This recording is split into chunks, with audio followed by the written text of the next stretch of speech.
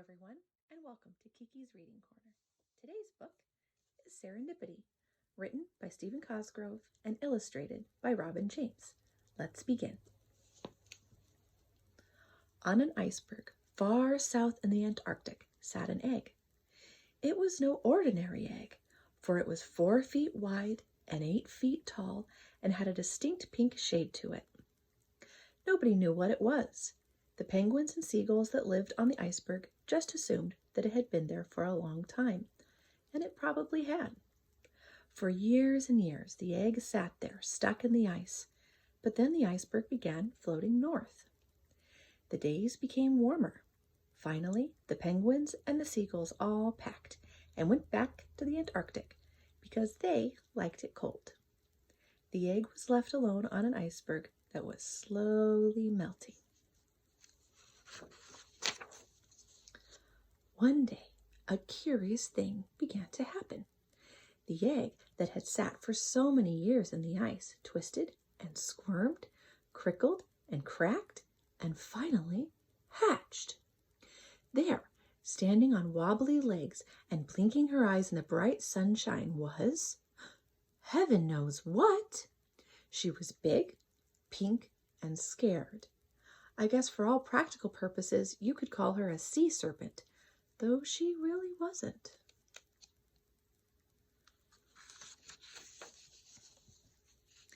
She stood there for a while, just looking at everything there was to see. Suddenly, the iceberg rolled with a large wave, and she slipped and slid right into the water.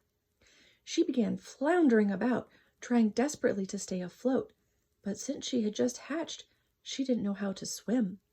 She was making so much racket with her splashing and thrashing that a big fat walrus swam over to see what all the commotion was about. "Who or what are you?" asked the walrus. "I don't know who or what I am," she cried, and with that she flipped herself upside down. She would have drowned right there had not the walrus held her afloat. As quickly as he could, the big fat walrus taught her how to swim. "Well," said the walrus, "now that you've calmed down a bit, let's see if we can figure out just who you are." He slowly swam around her, for she was growing even as he was talking. You're too big to be a tuna and too small to be a whale. You have no feathers, so you can't be a bird. I just don't know what you are." She began to cry and cry. "I must be somebody. Why, I don't even have a name." "I may not be able to figure out who or what you are, but I surely can give you a name," said the walrus. "From now on, you shall be called, Serendipity.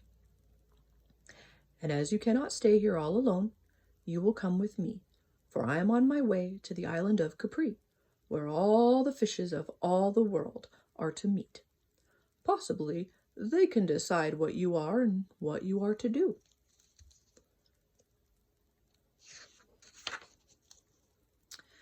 Since Serendipity had nowhere else to go, she set out with the walrus for the island of Capri. They swam and swam into the warmer waters of the Atlantic Ocean. Every day Serendipity grew just a little bigger, until the walrus was constantly swimming in her shadow. One day, as they were hurrying on their way, they heard cries for help just over the horizon. The two of them quickly swam to investigate. There, right before them, was an aging dolphin trapped in a floating net. "How did you get caught in that net?" asked Serendipity. "I was swimming to the island of Capri," said the dolphin, "when a fisherman threw this net upon me. Now he has gone for help to load me into his boat." Serendipity turned to the walrus. "Should we try to help the old dolphin, or should we hurry on our way?" "Always help where you can, Serendipity," said the walrus. "And as your name suggests, you will always find valuable things you are not looking for."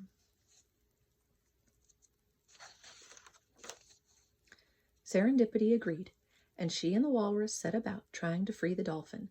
But while they were busy at their task, the fisherman and his friend came back to their net. "What are you doing there?" shouted the fisherman. "Get away from my net!" And with that, he started to throw a large harpoon at the walrus, who was cutting the net with his tusks. Without thinking of her own safety, Serendipity swam over to the boat. With a mighty heave, she flipped it over, throwing the fisherman into the water.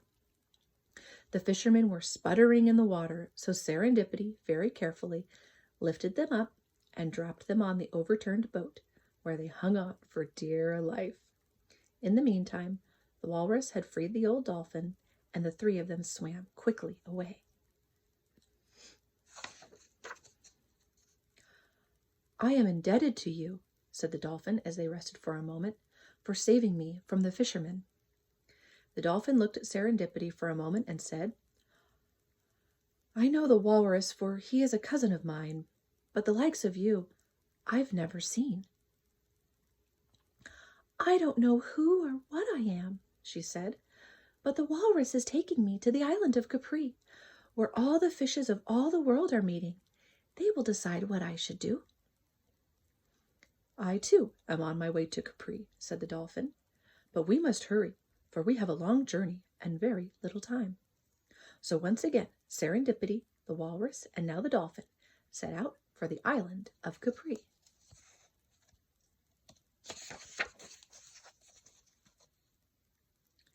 They had swam for over 2 days when suddenly the water began to turn dirty and brown. Paper cups and bottles bobbed in the sea around them. The farther they swam, the more garbage there seemed to be, and the oil floated freely on the top of the water. "What is all this?" asked Serendipity. "Unfortunately," said the dolphin, "we must swim close to the land on our journey, and the land dwellers throw their garbage into the sea." By this time, they were unable to move at all because of all the garbage and junk floating on the water. "Would it not be wise to dive low and swim away from all this?" asked Serendipity. She looked a little silly, for she had a banana stuck on her nose. "No," said the walrus.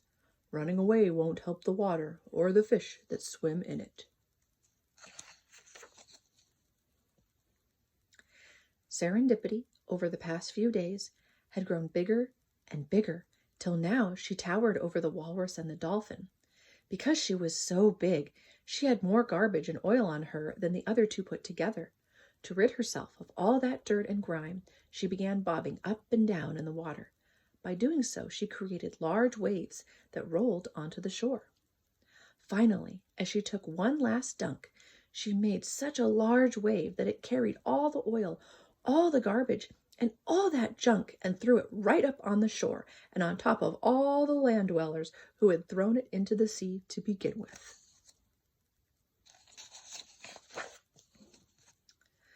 The dolphin and the walrus laughed and cheered to see all that garbage leave the sea. "Oh, Serendipity," chuckled the walrus. "I'm sure the land dwellers will think very hard before they throw garbage into the sea again." With the way clear before them, the walrus, the dolphin, and a proud Serendipity once again set off for the island of Capri.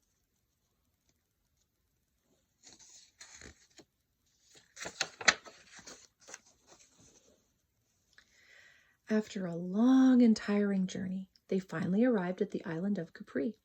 There they found all the fishes of all the world. It was quite a sight to see. There were giant whales, tiny shrimp, chunky tunas, and slippery salmon, just to name a few. "We must leave you now," said the walrus and the dolphin, "for we have much to do."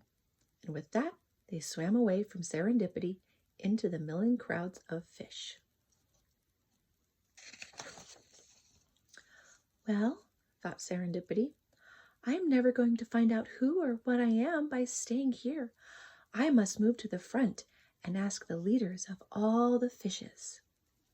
She bumped and pushed her way to the front, and there, to her surprise, were the fat walrus and the old dolphin. "What are you doing here?" she asked. "We are the leaders of all the fishes," they answered. "But why hadn't you told me before? I have come all this way only to find that you were the ones who would tell me who or what I am," she cried. "Serendipity," said the dolphin. We encountered many dangers on our trip here, and you overcame all of them.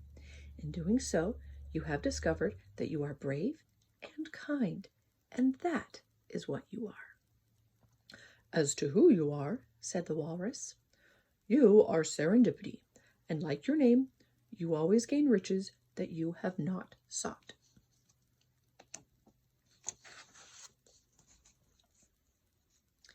"That is all well and good," said Serendipity, "but now that I know who and what I am, what am I to do?"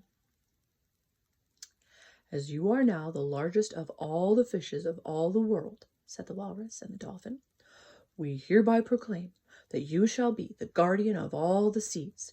It shall be your duty to protect the waters of the world from the land dwellers and to make sure that the oceans stay clear and blue. If you ever throw your garbage in the ocean, lake, or sea, you'd better start to rowing, for there will be serendipity." The end. Thank you for joining me today, and until next time, have a wonderful, wonderful day. Bye-bye.